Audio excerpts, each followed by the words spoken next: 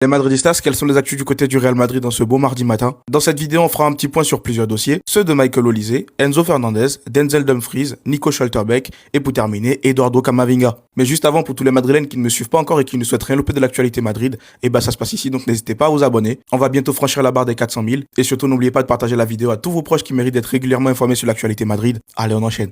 On va commencer avec un petit point sur le dossier Michael Olise, et vous l'avez sans doute vu hier parce que vous étiez nombreux à me poser la question. Plusieurs sources nous rapportaient que Michael Olise aurait demandé au Bayern Munich de se réunir à la fin de la Coupe du Monde concernant son avenir, et ça fait grincer des dents dans l'administration du Bayern Munich. On a également appris que le Bayern Munich va essayer de lui proposer un renouvellement de contrat, mais je vous l'ai dit et je le redis, l'avenir de Michael Olise dépendra du joueur lui-même. Tant qu'il ne dira rien, le Bayern Munich reste en position de force, mais à l'instant où il dira clairement à ses dirigeants qu'il souhaite quitter le club, ça change complètement la donne. Et pendant ce temps, le Real Madrid ne doit absolument pas faire d'écart ou faire de mauvais coups. Tout doit être fait dans les règles si Florentino Pérez espère ne serait-ce qu'une discussion avec les dirigeants du Bayern. Maintenant, on va parler du dossier Enzo Fernandez. Quand on regarde les nouvelles qui tombent depuis ce matin, au final, on peut dire que Riles avait eu raison. Par exemple, on a Mario Cortegana qui nous rapporte ce matin que selon certaines sources du club, le transfert d'Enzo Fernandez au Real Madrid est improbable. Il y a quelques jours, je vous rapportais les informations de Riles qui viennent tout droit de Madrid. Il nous a rapporté que du côté de Madrid, on lui disait clairement que concernant Enzo Fernandez, il n'y a aucun mouvement et que ce n'était pas prévu pour le moment, alors que tous les médias à ce moment-là étaient unanimes pour dire que Enzo Fernandez signera au Real Madrid. Maintenant, concernant Nico Schlotterbeck, The Athletic FC nous rapporte que ce dernier a été complètement écarté par le Real Madrid. Je pense que c'est dû à la blessure qu'il a subie durant ce mondial, et au final, le Real Madrid est en train de se rabattre sur le dossier Bastoni. On va passer ensuite au dossier Denzel Dumfries. Alors on l'a tous vu, le Maroc a éliminé les Pays-Bas en 16e de Coupe du Monde. Et cette nuit, j'ai fait une remarque, je me suis dit, le Real Madrid, ils ont annoncé pratiquement tous les joueurs, sauf Dumfries. J'espère qu'il n'y a aucun problème, parce qu'à chaque fois qu'on lui parlait du Real Madrid durant le mondial, il esquivait le sujet. Et là, on attend l'annonce officielle. Et pour terminer, de plus en plus de clubs de Première Ligue s'intéressent à Camavinga. Et selon Mundo Deportivo, c'est le cas de Liverpool qui est intéressé par le joueur et aurait contacté le Real Madrid. Donc reste à voir si ces contacts vont aboutir ou pas. Dans tous les cas, vous, dites-moi dans les commentaires ce que vous en pensez des actus de ce mardi matin. Et surtout, pour ne rien louper, vous savez ce qu'il vous reste à faire. Abonnez-vous.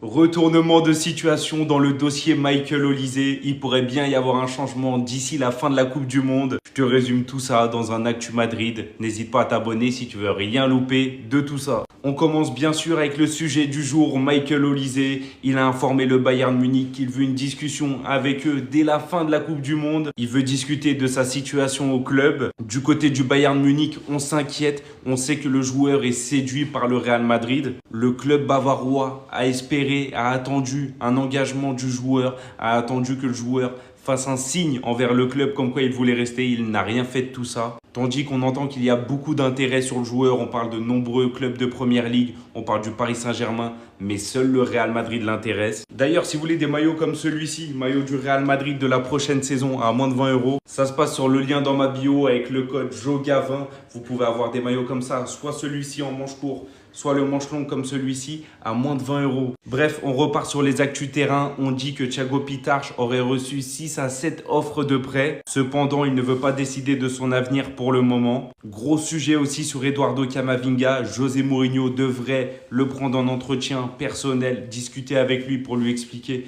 qu'il n'y a pas de rôle prédéfini pour l'instant pour lui et qu'il serait peut-être mieux pour lui de partir. Concernant Raúl Asensio, le Real Madrid va essayer de l'envoyer en prêt avec obligation d'achat, car le joueur pour l'instant n'intéresse pas sur le marché. Concernant Alvaro Carreras, on entend qu'il pourrait quitter le club s'il y aurait une offre de 50 millions posée sur la table. Ensuite, concernant Endrick, on a eu une confirmation que cette saison, il est attendu, qu'il devra jouer ailier droit. Moi, j'ai hâte de voir comment ça va se passer. C'est tout pour cette Actu Madrid. Franchement, je vous ai régalé, je vous ai sorti du croustillant. N'hésitez pas à vous abonner si vous voulez rien louper. L'actu foot côté Real, on se marche matin.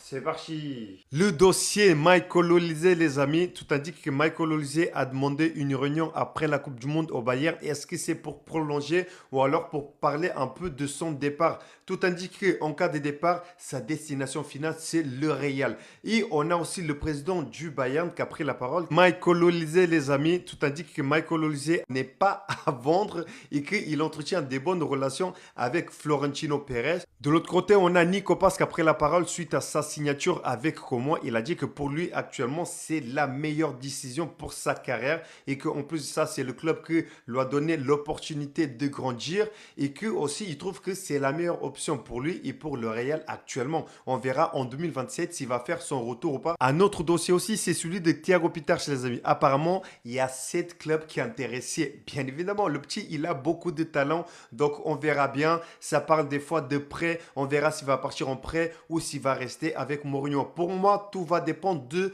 le milieu de terrain qu'on va ramener. Si on ramène un autre milieu de terrain, je pense qu'il y a une possibilité qu'il part en prêt. Ensuite, en fonction des autres milieux de terrain aussi. Et en parlant des autres milieux de terrain, je pense bien évidemment à Camavinga. Tout indique que Arsenal a pris contact, en tout cas ils se sont renseignés auprès de l'entourage de Camavinga pour un départ. Est-ce qu'il va partir ou pas? Les gars, je vais pas vous mentir, hein, Arsenal, ils ont des bons centraux, donc on peut faire un deal. Hein. Gabriel, Saliba, si ça peut arranger tout le monde, pourquoi pas? Donc voici mes Madridistas, quelques infos côté Real, on se marche du matin.